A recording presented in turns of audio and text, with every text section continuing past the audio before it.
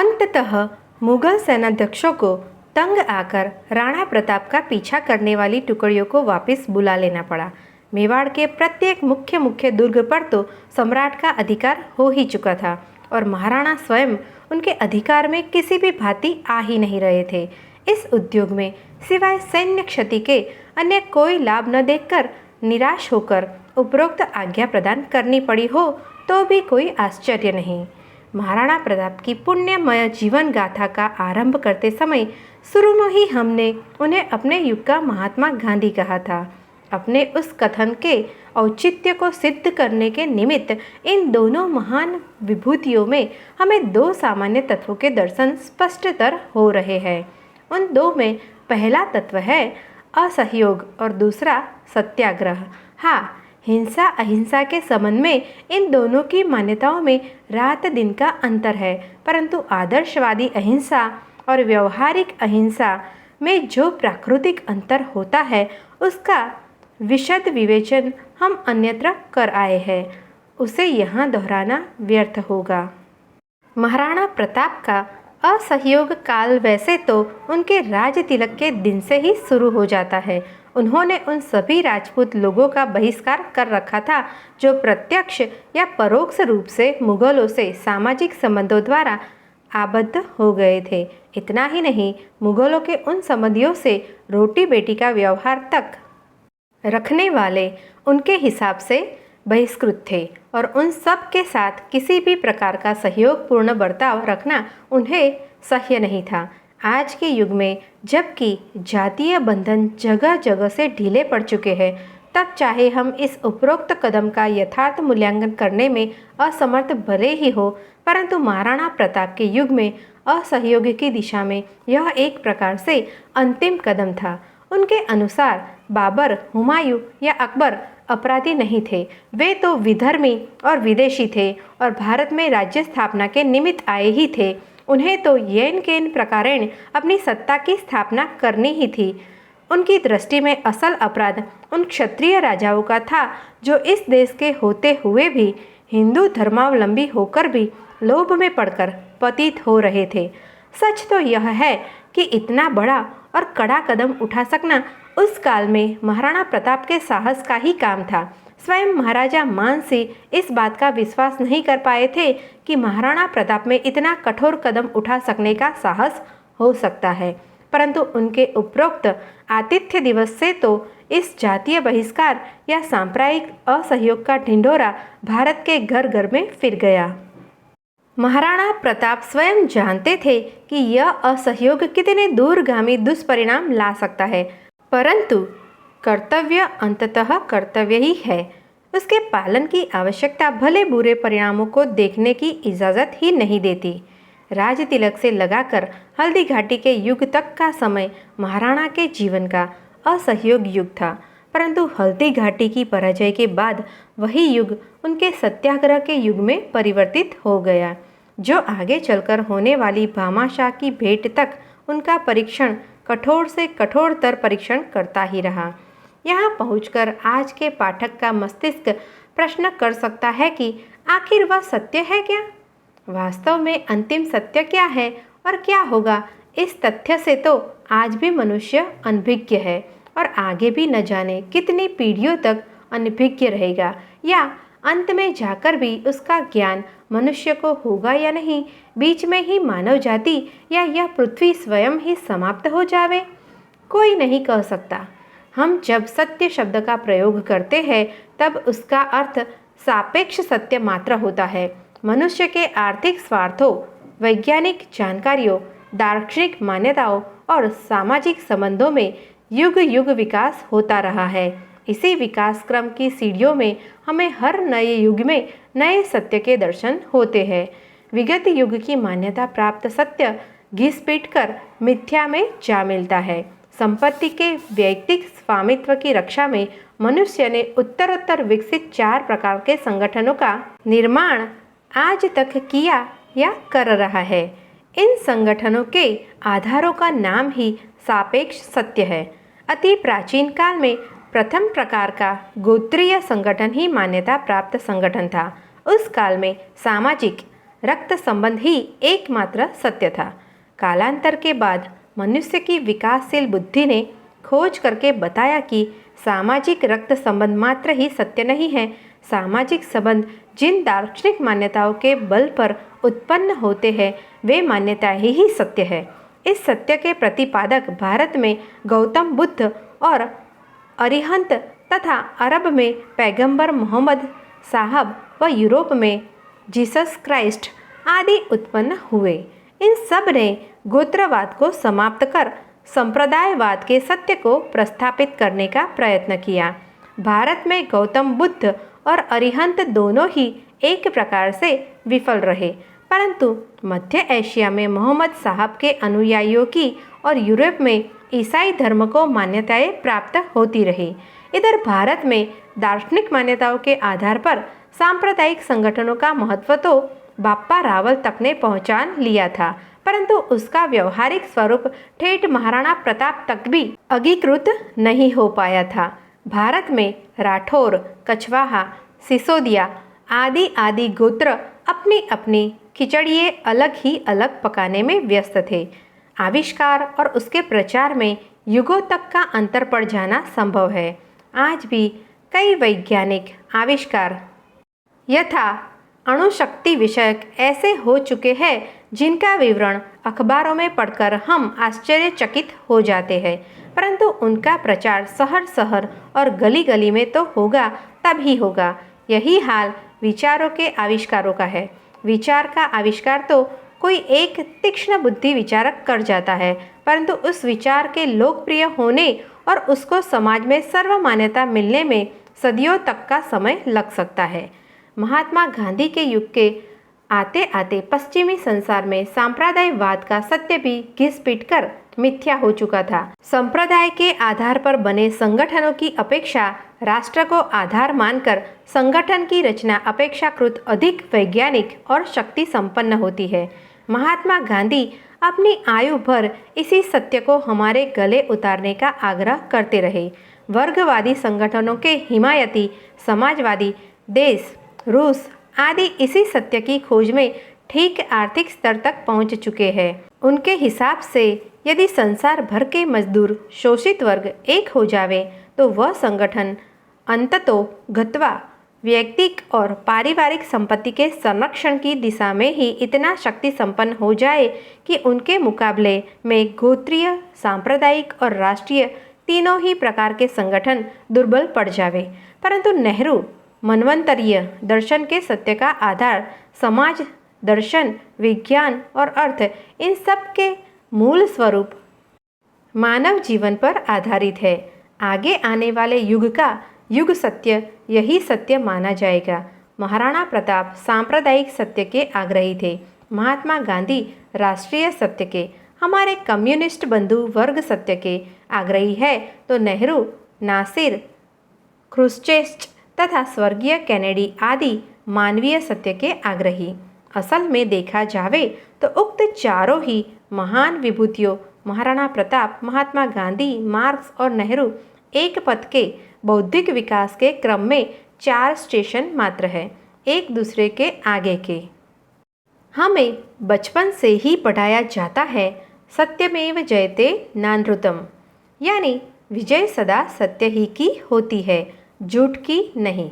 परंतु व्यवहारिक जीवन में हम देखते हैं कि सच की जीत होवे ही ऐसा कोई नियम नहीं है। अधिकांश अवसरों पर जाली दस्तावेजों और झूठी गवाहियों के आधार पर झूठे मुकदमे भी ऊपरी से ऊपरी अदालतों तक में जीत लिए जाते हैं। असल में सत्य सत्यमेव कहीं भी नहीं जीतता।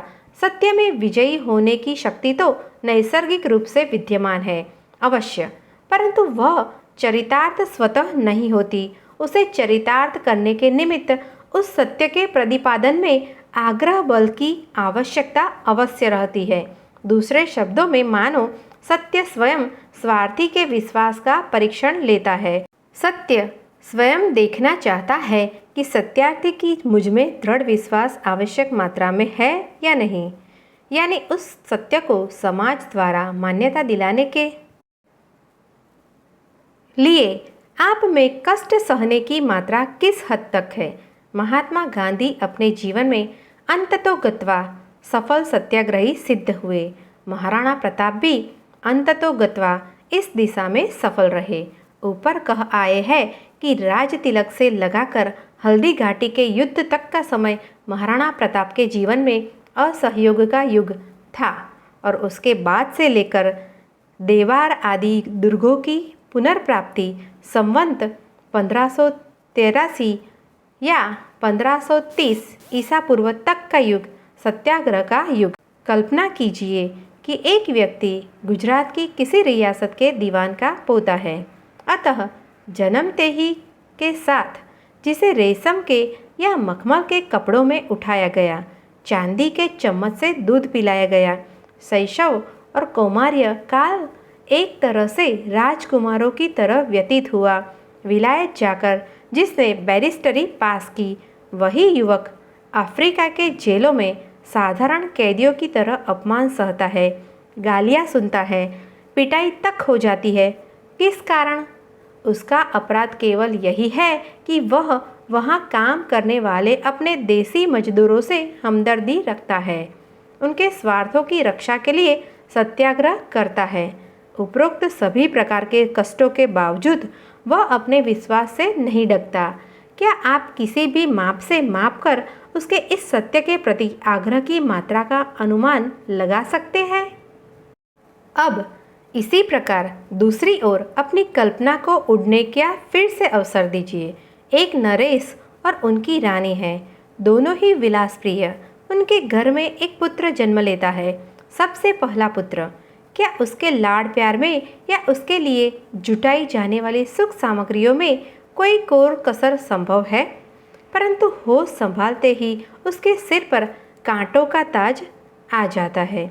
यौवन काल के प्रथम 10 वर्ष 1568 ईसा पूर्व से 1577 ईसा पूर्व भयंकर संघर्ष में व्यतीत होते हैं।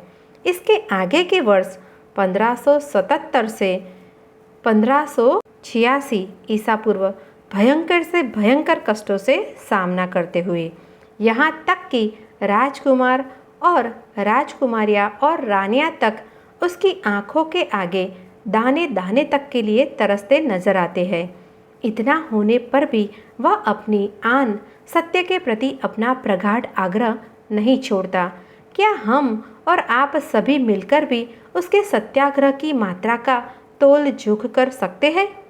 नहीं, कदापि नहीं। और इसी कारण उपरोक्त दोनों व्यक्ति अमर है, एक महात्मा गांधी के नाम से तो दूसरा महाराणा प्रताप कहलाकर।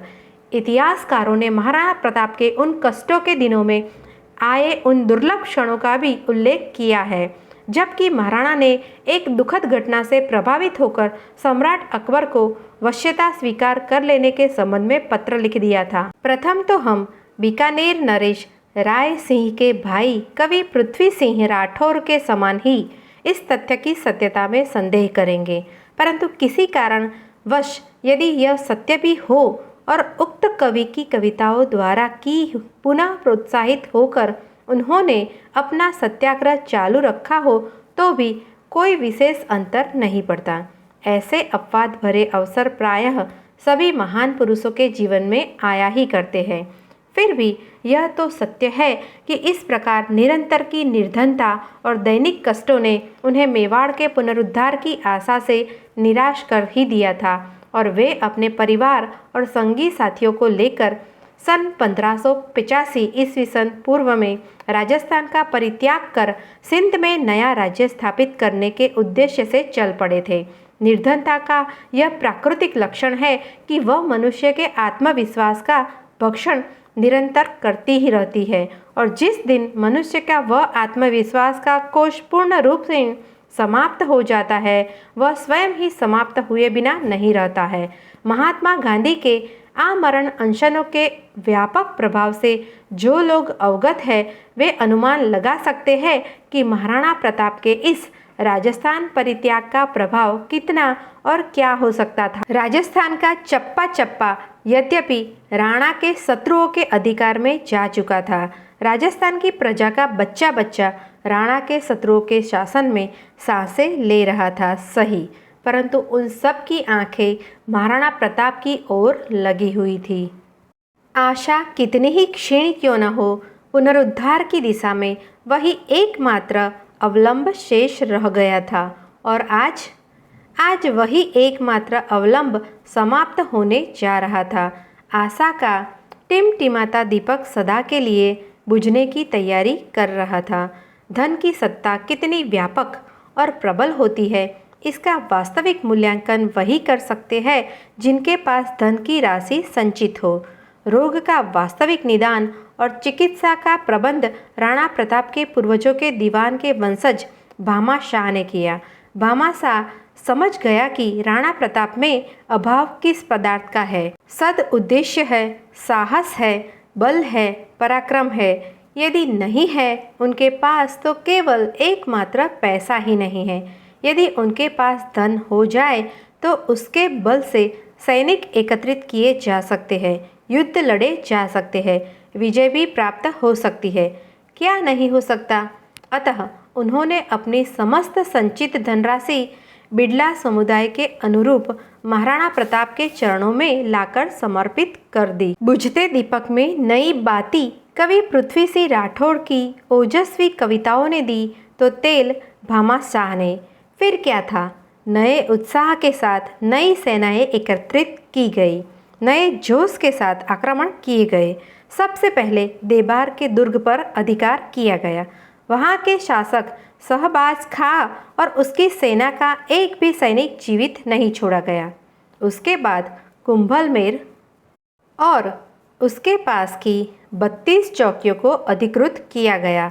कुंभलमेर के तत्कालीन शासक अब्दुल्ला अपनी समस्त सेना सहित वही काम आया।